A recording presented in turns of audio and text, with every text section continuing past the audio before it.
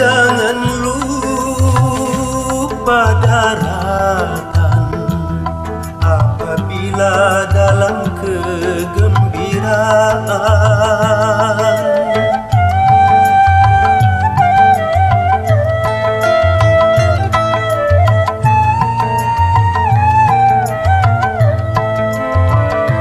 Dan jangan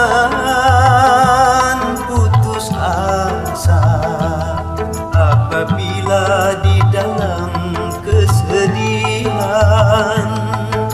Sedih dan gembira takkan selamanya, semua kan sirna, ganti dan berubah. Tidak peduli siapapun